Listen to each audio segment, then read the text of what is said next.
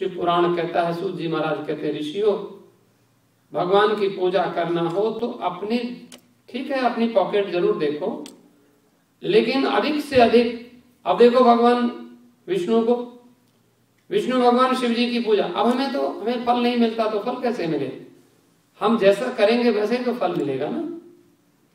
तो भगवान विष्णु ने देखा कि मेरी तो पूजा असफल ना हो जाए, क्योंकि मैं तो शिव जी को पूजा के लिए 1000 कमल लाया था, लेकिन 999 कमल तो ठीक हो गए, लेकिन एक कमल। तो भगवान ने कहा कि मुझे लोग कमल नयन कहते हैं। आपने हो सकता है गीत सुना हो, किसी से मैंने सुना ही था, हे कमल नैन तेरी याद में ये नैन बरसों से ही बरसते हैं, मेरे कानों पे तरस कर मोहन तेरी मुरली को जो तरसते हैं। हे कमल नैन, विष्णु भगवान को कमल नयन कहा जाता है। विष्णु भगवान ने कहा मेरी आंख भी तो कमल है, बस झट से आंख और निकालियो भगवान को। अंतिम नाम जो रह गया था वो पूरा कर दिया। तो भोले बाबा को तो सहन नहीं हुआ। आप जब पूजा में देखो, पूजा में आप ध्यान रखना, 3 चीज है आपके पास। एक तो है कर्म, एक है ज्ञान, एक है भक्ति। कई लोग क्रम ऐसा रखते हैं, पहले कर्म को रखते हैं, फिर भक्ति को रखते हैं, फिर ज्ञान को रखते हैं। लेकिन जैसे आपका मन हो, 3 चीज हैं। तो कर्म में विधि की अपेक्षा होती है।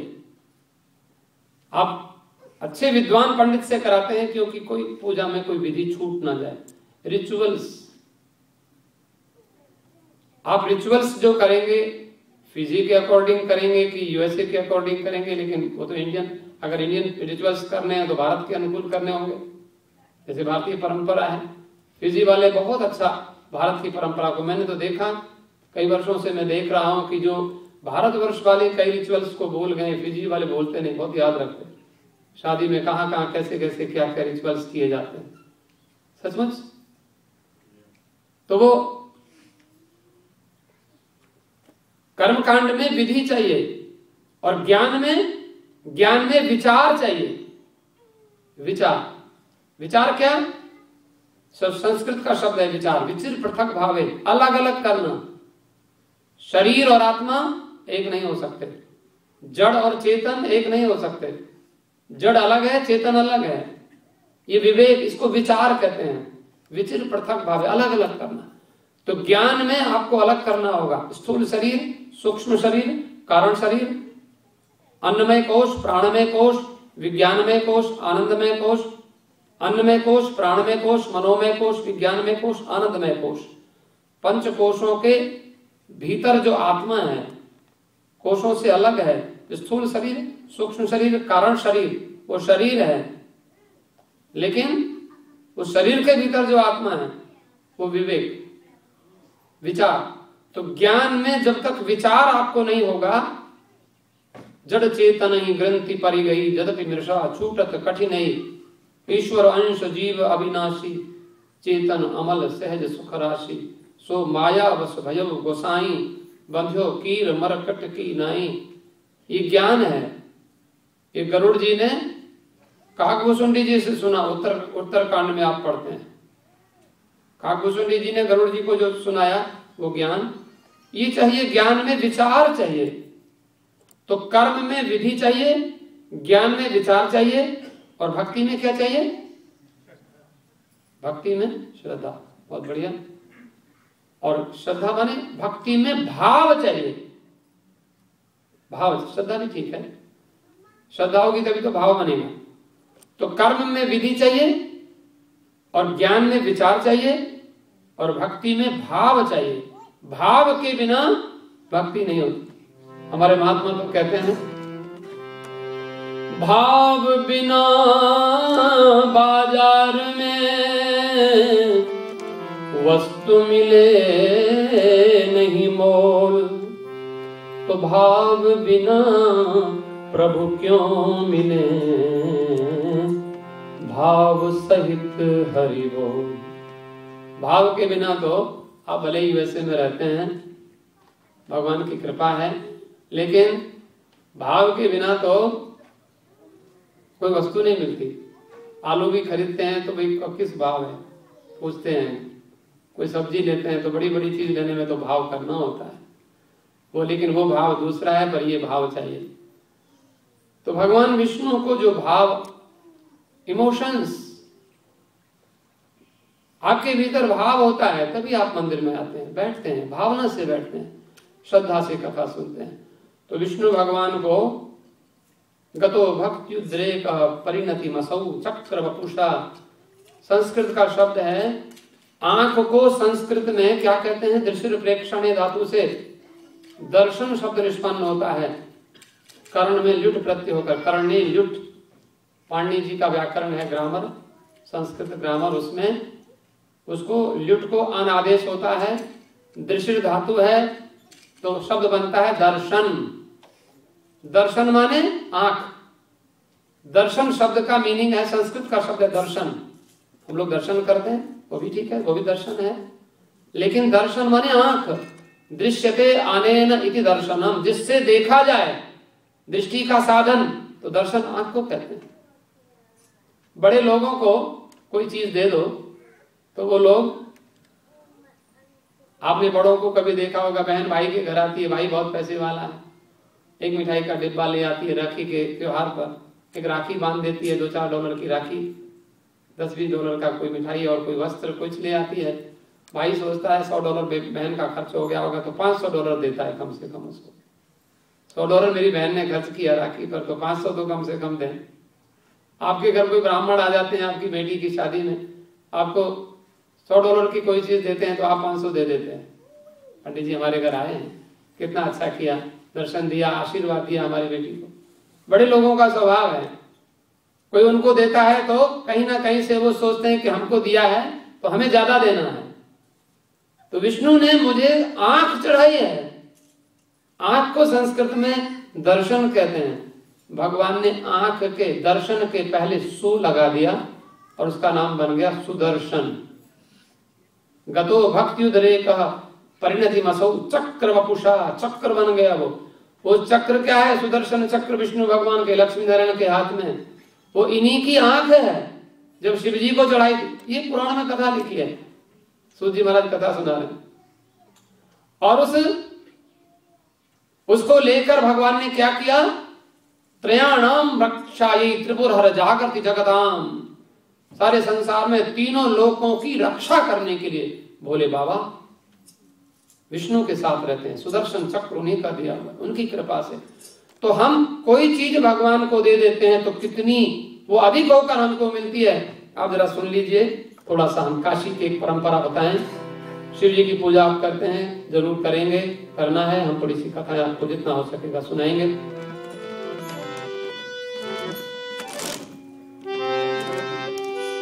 जल के चढ़ाए, किस चीज के चढ़ाने से क्या फल होता है विचार कर। तो जल के चढ़ाए यमलोक से उबार लेते, जो ये जल भगवान को भोले बाबा को चढ़ाता है उसको यमराज का दर्शन नहीं होता। जल के चढ़ाए यमलोक से उबार लेते, चंदन चढ़ाए चक्रवर्ती कर देते हैं। चंदन चढ़ा दे कोई भोले बाबा को तो चक्रवर्ती सम्राट बना दे, राजाओं का राजा। ये भोले बाबा के लिए कह रहे हैं। जल के चढ़ाए यमलोक से उबार लेते, चंदन के चढ़ाए चक्रवर्ती कर देते हैं। चावल के चढ़ाए लोक 14 बकस देते, चावल चढ़ा दो 14 लोकों का साम्राज्य दे देते। बोले हमें दे देंगे? हाँ, आपको 14 लोकों का मालिक बना देंगे। 14 लोग कौन कौन से हैं आपको नाम पता होगा? ऊपर के 7 और नीचे के 7। ऊपर के हैं भू भुव स्व मह जन तप सत्यम, ऊपर नीचे के अतल वितल सुतल तलातल रसातल महातल पाताल, 7 नीचे के 7 ऊपर के, 14 लोगों के आपको स्वामी बना देते हैं, माने आपको भगवान विष्णु का पद दे देते हैं। जो निर्माण मोह जित संग दोषा अध्यात्म नित्य विनिवृत्त कामाः द्वंद्वै विमुक्ताः सुख दुःख संगैर् गच्छन्त्य मूढ़ाः पदम अव्ययम् तत् यद् गत्वा न निवर्तन्ते तद्धाम परमं मम, वो दे देते हैं। और क्या, जल के चढ़ाए यमलोक से उबार लेते, चंदन चढ़ाए चक्रवर्ती कर देते हैं, चावल के चढ़ाए लोक 14 बकस देते, और दीप के दिखाए 7 दीप दे देते हैं। दीपक भगवान को चढ़ा दो। आपको मालूम है एक कथा है, विद्येश्वर संहिता, शिव जी की, शिव पुराण की पहली संहिता में ही एक कथा है। विद्येश्वर संहिता में एक पंडित जी का लड़का था, भगवान करे ब्राह्मणों के बालक अच्छे हों। कई बार ब्राह्मणों के बालक ब्राह्मणों का दोष नहीं है, दोष है हम लोग कहते हैं जैसा अन्न वैसा मन, जैसा पानी वैसी वाणी, और जैसी शुद्धि वैसी बुद्धि, और जैसा संग वैसा रंग। हम लोग अब देखो, एक महात्मा कहते हैं कि कलयुग में सिद्धि क्यों नहीं होती। बुरा नहीं मानना, थोड़ा सा सुन लेना, कड़वी बात, अब मीठी मीठी बात भी आपको सुनाएंगे, कभी थोड़ी कड़वी भी जरूरत पड़ती है, सुन लीजिएगा, क्षमा करना। कहते हैं कलयुग में सिद्धि क्यों नहीं होती, तो आपकी भजन में पूजा में 3 चीजें आवश्यक हैं। कौन कौन सी? एक तो सबसे पहले आपकी जीव से तो मंत्र बोलना है। भोले बाबा का जो मंत्र बोलेंगे, त्र्यंबकम यजामहे सुगंधिम पुष्टिवर्धनम उर्वारुकमिव बंधनान् मृत्योर्मुक्षीयमामृतात्, जीव से बोलेंगे ना, ठीक है, प्रोनाउंसिएशन प्रॉपर होना चाहिए, लेकिन उसके साथ साथ जीभ बढ़िया होनी चाहिए। महात्मा कहते हैं जिह्वा दग्धा परान्नेन करौ दग्धा प्रतिग्रहात् मनोदग्धम परस्त्रीभिः कथम सिद्धि कलौ युगे, कथम सिद्धि कला विह पाठांतर है। आपकी समझ में आया होगा कि जीव अगर जल जाए तो शिव जी नमः शिवाय जपते रहो तो क्या करेंगे? जल माने जलने का मतलब समझाते हैं। पहली चीज है जीव, दूसरी चीज है हाथ।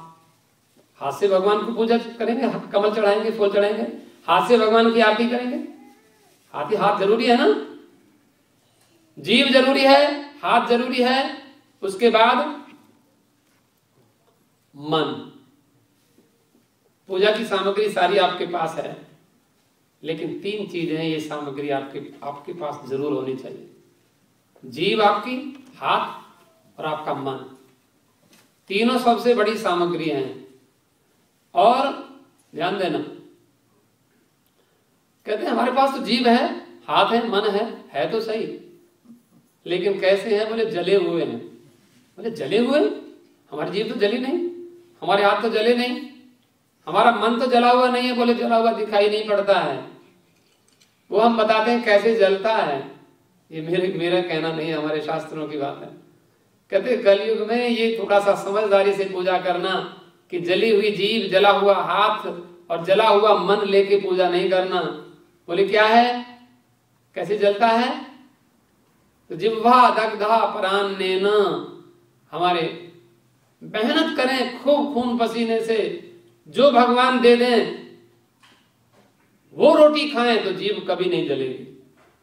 और हमने दूसरे का कहीं पैसा ऐसा किसी का खा लिया और हमने उसको खा करके हमने नमः शिवाय बोला, तुम्हारी जीभ पूजा भगवान सीखा। बोले जली हुई जीव है तुम्हारी, तुमने दूसरे का हक खाया। जिह्वा दग्धा परान्नेन, और हाथ जलते हैं, हाथ से हम फूल चढ़ाएं, शिव जी की आरती करें, लेकिन जले हुए हाथ माने दूसरे का पैसा अपनी जेब में डाला, उस हाथ से लिया, वो हाथ जल गया। अब कितना ही शिव जी को पूजा करो, क्षमा करना।